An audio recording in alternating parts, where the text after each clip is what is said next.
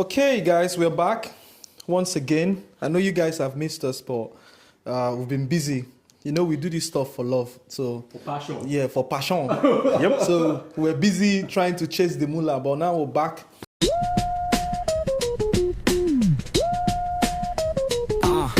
Started every game with a bag full of dreams on the WNFC turf. We sow the seams. Fans wild cheering from behind the team schemes. Loud like the subway, cutting through routines. And we have a very important discussion to have, and this is about the Champions League quarterfinal. Who is ready to win? Absolutely, because I mean, it's the business end of the season, isn't it? So it's big clubs, you know, with big dreams now, isn't it? Yeah. So, Aubrey. I hate some clubs are still vying for the quadruple, right? Let's not go there just yet. Let's not go there. Let's just talk about.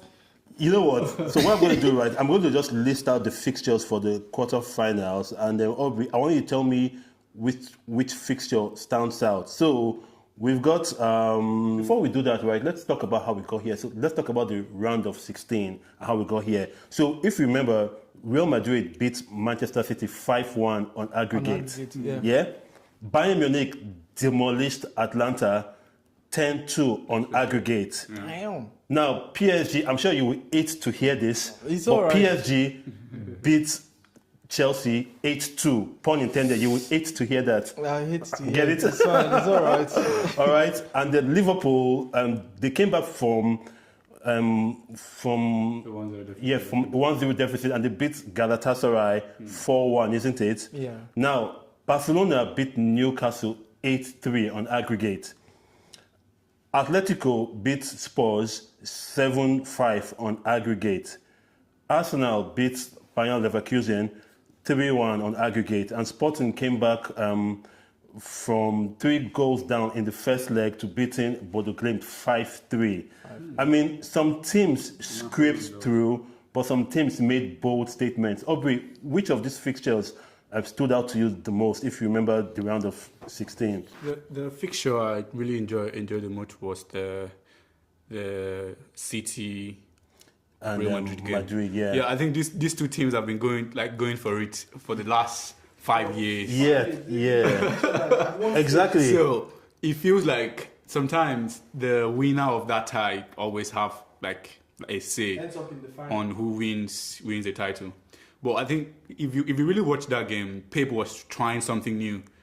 Okay. I actually watched that game very well. Pep was trying this new kind of like pressing method where he actually used that same tactical approach against Arsenal in the Carling Cup final. Yeah. But just that it changed some personnel a bit. Okay, so whatever he tried, it clearly didn't work against It Madrid. didn't work. It didn't work at all. And that you have I think Real Madrid have this personnel. Like they have players that can just turn up on their day, like regardless of the tactics or whatever it is, they will turn up and then they actually win the game for you. So I think that's the game that really stood out for me. Okay, and Gabriel, which game stood out most to you? Everyone is forgetting how Sporting qualified. Sporting was losing 3-0 to Bodo Glimt after the first leg. True. And I was so interested in seeing what they can offer. And I watched the second leg, and in my life, I don't think I've seen such intensity from a team. You get the intensity, and they just wanted it so badly. I watched the game. I watched the second leg. Yeah, I did too, to be fair, I did. And Sporting completely annihilated Bodo Glimt. Now, let me tell you the game it reminded me of. Right? It reminded me of the Deportivo La Coruna comeback was it 2000 and I can't remember what year, long time ago. So it was Deportivo and was it Porto? That game, long time ago. Yeah, but they came back from being 4-1 down and they won the next game 4-0. It was an amazing comeback. 2-6 or so. Bodo Glimt are so good at their counter. Their counter attack is so brutal that within 5, 6, 7 passes, they're already in front of your goal. But for just no reason, I saw a Sporting team that were ready. Seems like everyone just told themselves that when these people come to our house, we will get it done. We will show them what us too we can do. And I watched the game, the goals, and they were consistent, persistent. Just they kept going wave of attack, from wave of attack to wave of attack. Just kept going. After attack. And they scored the third goal, and I was like, oh, there's no coming back. Like Bordeaux Glimt are definitely losing it, because this is more like a psychological battle. Yeah, that's football heritage. Seeing your 3-goal lead just poof off in the air. And do you know what? Yeah. So hold that thought, right? That happened to us exactly last week. Like when we played against.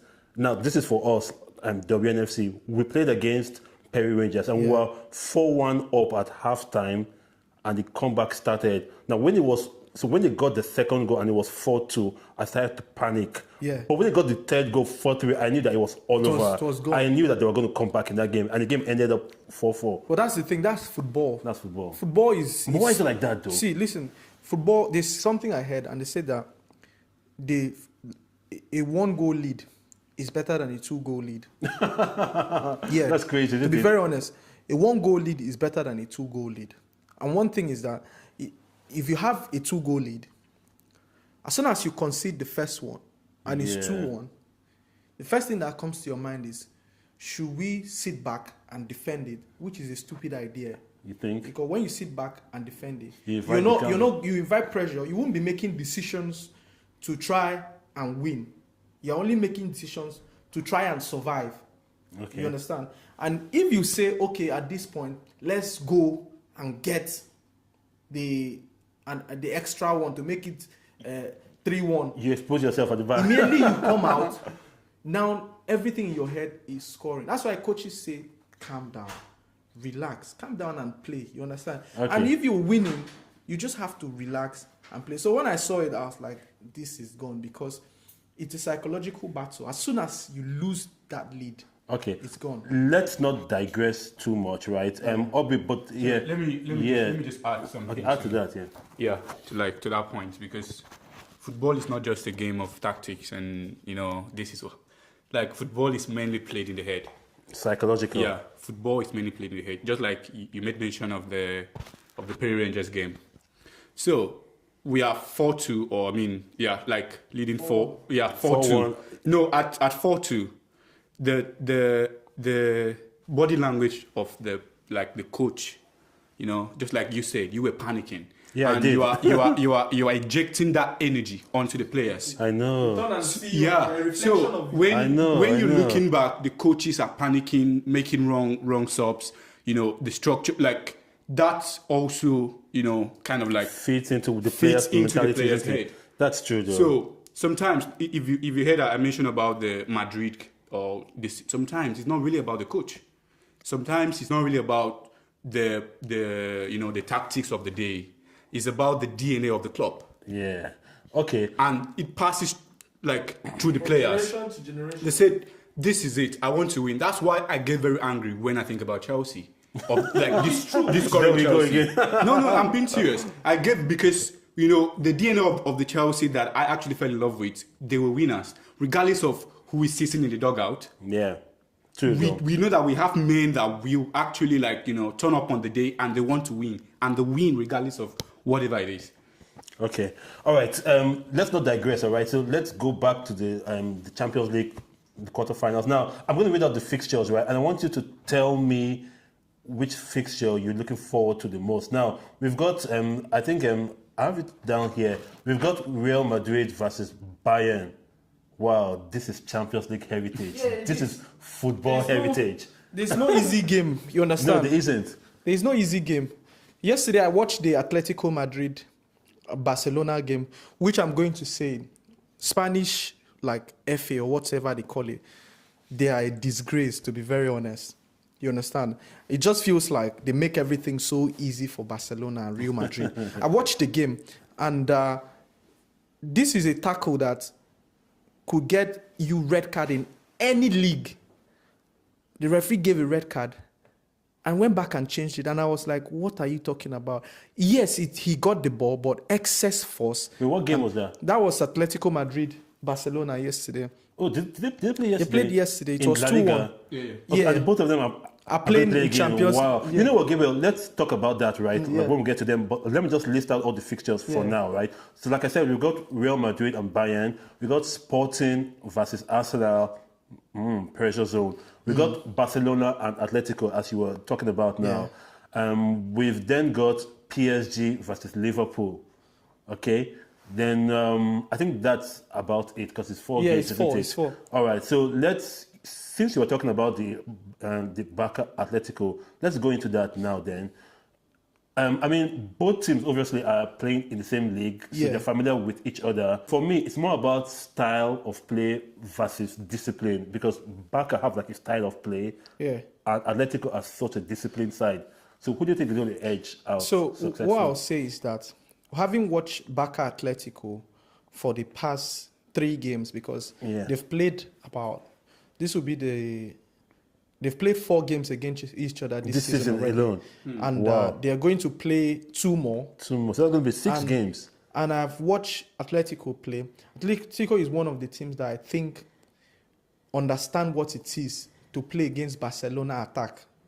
Do you understand? Okay. Barcelona have only played games and not scored in just 2 games this season. And that was against Chelsea and against which team? Is it Sevilla or which other team? Those are the only games that they've not scored. Okay, against Atletico Madrid themselves. They didn't score a goal in those games. And I watched the game yesterday up until when Atletico had a red card late in the first half. They really had Barcelona on toast. Like, they were defending very well.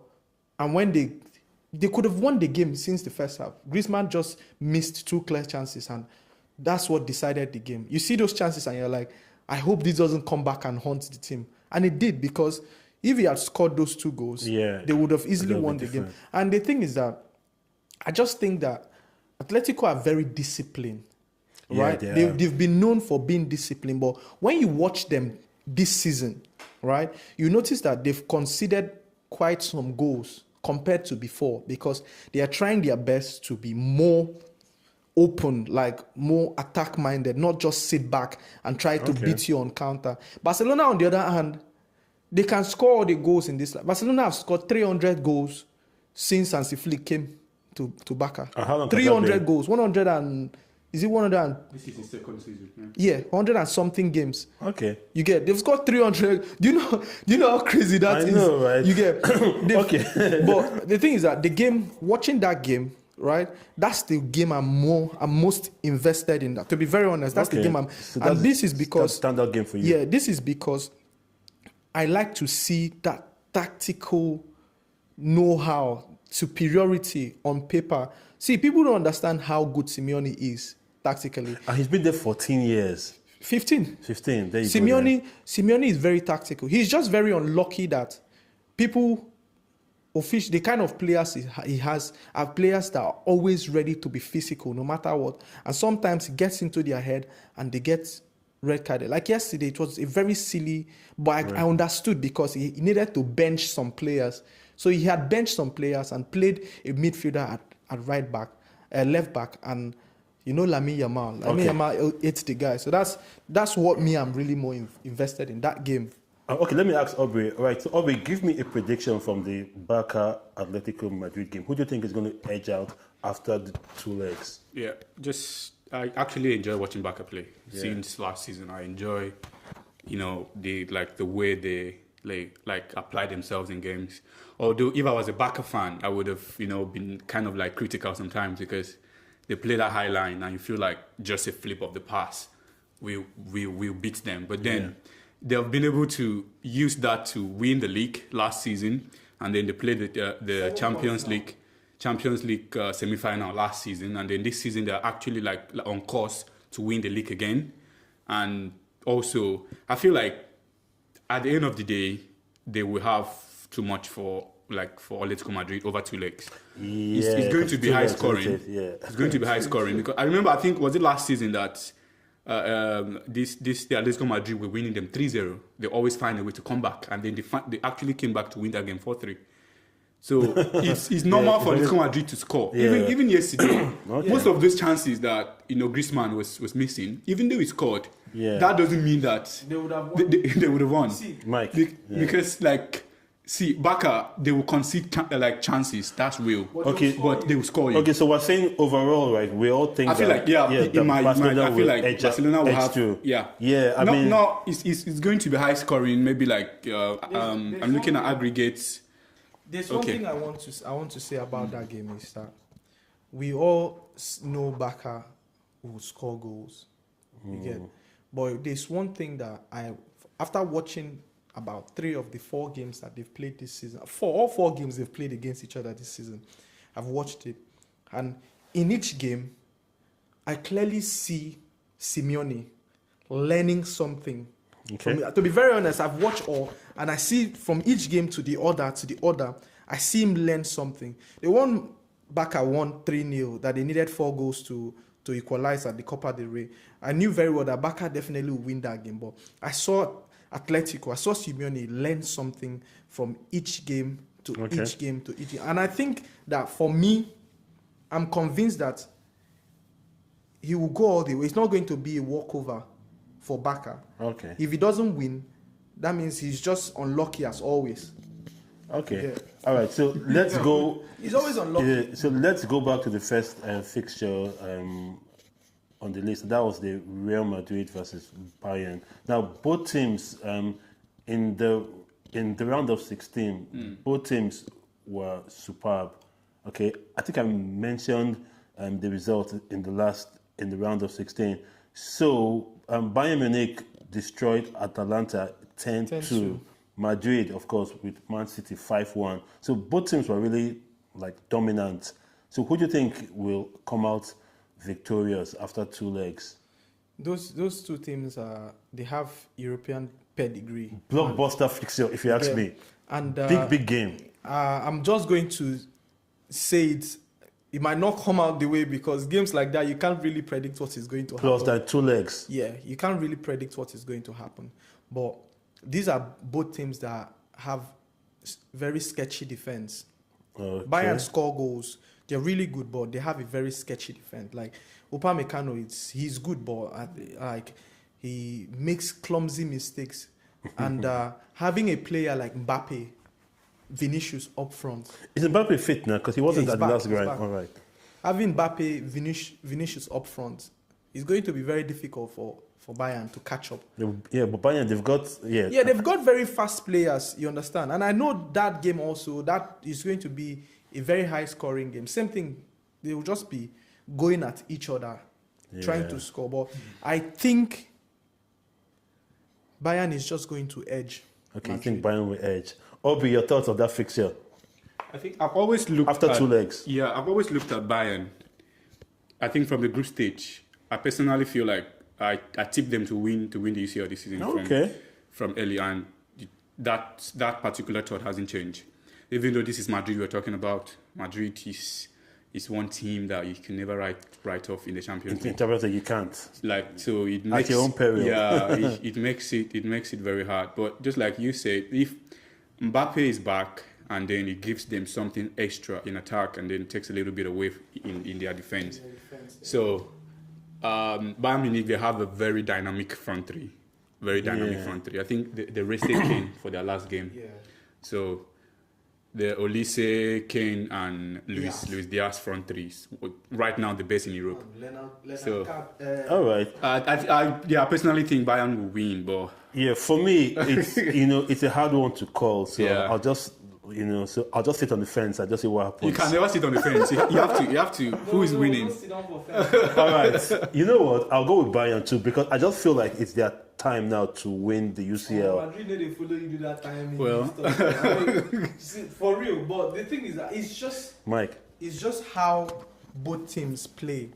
Do you understand? Yeah. Madrid, they are good. Who is but playing home first?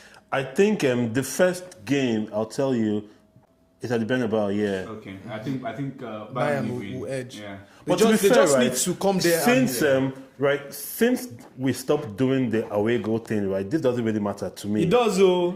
Well, it does in that dynamic. Didn't you watch the game, the Sporting game? You know, in the old days, The Liverpool game. No, but in the old days, all you needed to do was not concede at home. Yeah. Okay, and then if you go away and you score a goal, Yeah. it often counts as 2. But now that's out, it's out the window. Now anybody can get through any fixture if you just play well on the day. You Let me can't just ball. ask you this now. In light of this, like the former rule and the current rule, like which one do you enjoy most? I just prefer this this one. one. Take away that no. Now let me tell you, I prefer this one now because in the old days, right, it made the UCL quite boring because some teams would just park the bus at home and not concede the goal. You know, Chelsea. They'll play at home and not concede the goal. Come on, but now everybody goes tough.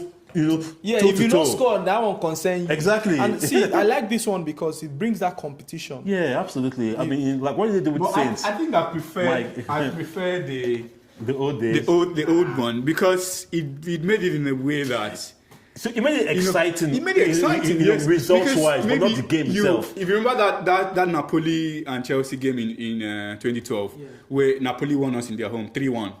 So and then we're back to Stamford Bridge. Like you need to score 2 unreplied goals to qualify, and then Chelsea scored the 2 unreplied goals, But and then Napoli now scored. So that kind of like ruins everything that you I work know. for. I mean, no doubt, right? It was more exciting, like results wise, but the game itself lost that firepower because teams to just play. You know, like trying too hard and not to concede a goal. And then that just, you know what I mean? Anyway, anyway, good one. So let's go on to the next fixture then. The next fixture now, I'm sure Aubrey will love this. It's Sporting versus Arsenal. I mean, Arsenal have just crashed out of yet another trophy. Don't mention. We don't do that here. No, I think there were talks about the quadruple and whatnot. We're winning it all. I mean, one of my friends is an Arsenal fan. I had to remind him yesterday. I think I'm like, is the quadruple still on? But that's by the way, actually. Okay, so who do you think? I mean, so because this is going to be a game of pressure for Arsenal because I'm sure it will be playing. The first game is in Lisbon. That's the thing. Well, Yeah. If I was an Arsenal fan, I would be very happy to get this fixture because this is remote. Like this is the easiest of the lot. But then again, right? It's a Champions League quarterfinal. So I know. But you would an easy fixture. You would expect Arsenal in any day to go through. True. Yeah, you would expect Arsenal any day to Now, go let me through. tell you something. I wouldn't be surprised if they crash out. I would. Nobody's surprised. No, I'm not like nothing about Arsenal surprises me. Like, but it's just going to be very detrimental if they actually. It's going to mess Now, them. let's remember, right? In the round of 16, and Sporting were 3 goals down after the first leg, but they came back and they won 5-3, didn't they? They were playing won at against their Bodo, not Arsenal. But they were playing at their home. All right. Okay, so I feel like Arsenal. Okay, would, so you say Arsenal easily. winning, right? So give me a prediction. So I feel Arsenal will win, and this is because of just because of personnel in the team. Arsenal have winners, just a few. But No, do they have the a mentality few. for this stage of the competition, I know what I'm Gabriel? saying. They do. They have a few winners, either with country or with club. They do have. But you haven't answered my question. Do they have the mentality for this? Wait, hang on, Aubrey. So do they have the mentality to get through at this stage of the Champions League?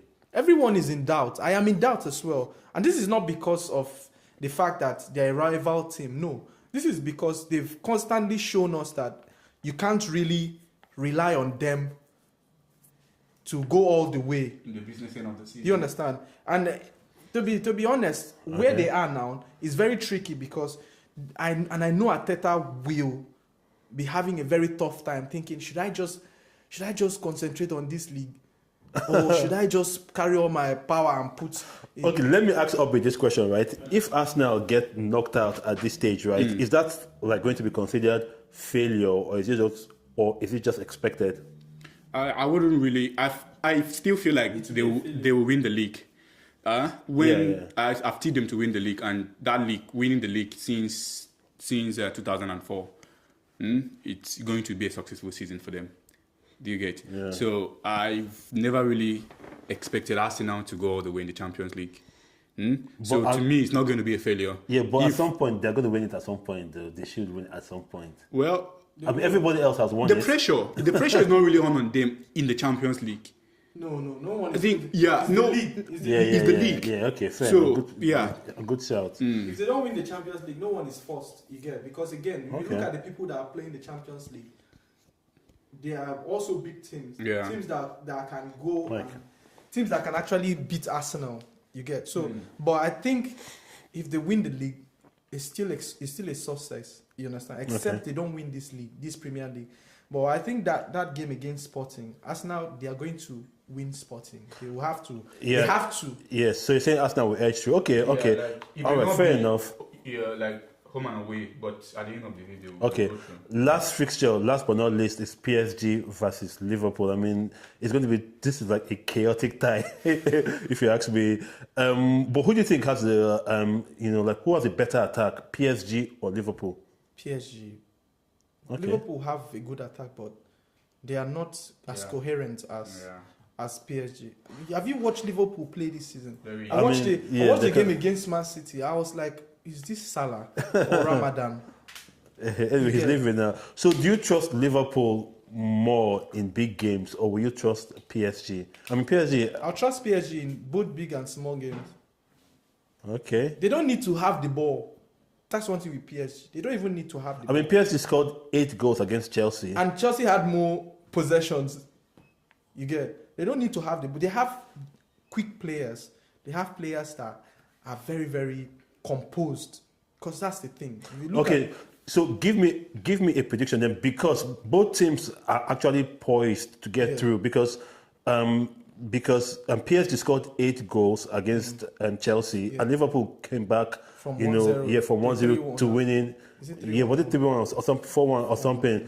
Yeah, but it was a very good comeback. 4-0. Yeah, exactly. So both teams, actually, so the firepower in both teams, is quite there. So it will be interesting to see how they face off. I think it will be a tie of both legs, in the sense that Liverpool at home will try their best to get something, I think PSG will definitely beat Liverpool. Okay, so does it matter that the first game is in Paris? It does. It does matter. Okay, Aubrey, your thoughts on the game? Yeah, PSG and Liverpool. I feel like who gets PSG. through? Yeah, PSG will go through because like Liverpool are so easy to play against. I don't know, for whatever reason their structure is so just 1, 2, 3 passes They've been so injuries as well. Yeah, I feel like PSG will go through. Okay, so I think we've covered all the fixtures. But let me ask you guys this now. So which of these 4 fixtures could produce a shock? I think if there will be any shock, it's going to be the Arsenal game. game. Yeah, I think so too. Like why I say that is that because all the other teams have what it takes. So if Liverpool win against PSG, that's not a shock for me. Yeah. Or vice versa. Yeah, or vice versa. Yeah, and true though. Bayern Munich, like Madrid, the same thing. Even Barca, Atlético Madrid. I think the hardest team to play in the Champions League are the teams from your own country. Yes, very tricky. Yeah. Okay. Very tricky. Those are the teams when Tottenham are like will beat Man City. That happened to Man United in the Europa final. It's always tricky. Last year, wasn't it? Even though Atlético Madrid win against Barcelona, to me it's not a shocker. So the only shocker in this set of fixtures is Arsenal Sporting. Okay, Gabriel, who do you think will be the standout player in the quarterfinals? In the quarterfinals, who do I think will be the standout? No, don't say Yamil Yamal. Lamine will be one of them. But what I think is, we'll say Harry Kane. I think Vinicius will be the standout man this time around. Yeah, good shout. Yeah. So players I know, they will definitely turn up. Harry Kane. Vini will turn up. But do you know who I'm going to go for? For your standout player? Yeah. Go on, Declan Rice. Luis Diaz. Who's that? Luis Diaz is going to decide. Yeah. He's going to decide that tie. Okay. And he's playing against Arnold. Yeah. Okay, guys. So before we round up right now, just tell me who reaches the final And who do you think wins the Champions League this season? Aubrey. Bayern Munich. Okay, so give me 2 teams that will be in the final. It's going to be Bayern Munich up against Barcelona Okay. Because that would be a because of the cracking bracket, final. yeah. Yeah. Of course, they're on both sides of the I really of the want to divide. see- Mike. So give me your 2 teams that will be in the final. I want to see PSG Barcelona. I actually want to watch Finals. I will go Bayern and Arsenal. yes. So both of Bayern and Arsenal. you, no, both of you Bayern think and that Barca. Bayern will be in the final, and Aubrey thinks they're going to win it. Yeah, I think I tipped them to win. Okay. Good shout. So I suppose that comes. So that's the end of the show. Then I mean we've talked about all the fixtures, and then we have predictions from Aubrey and Gabriel. Yeah. So any final words, Gabriel? I think Premier League teams have to be Put the very, mic. very unlucky when it comes to Champions League, in the sense that the volume of games they have to play and how competitive the league is. And that is why it's always very difficult. You see a team like PSG, when they get to this point in the season, they postpone games. The league postpone games. Oh well, That's kind what of for happens. real? Yeah. The league postpone games. And it makes it a bit difficult for Premier League team. But that's the thing. That's why Premier League is like the biggest league in the world. It's All right. not be just for mouth. All right, we're out of time now. And Aubrey, your final words. I think I should save my final word so that you can get to where you want to get to. Okay, so guys, so don't forget to like, share, and subscribe. Until the next episode, take care of yourselves and each other. Bye now. Ciao.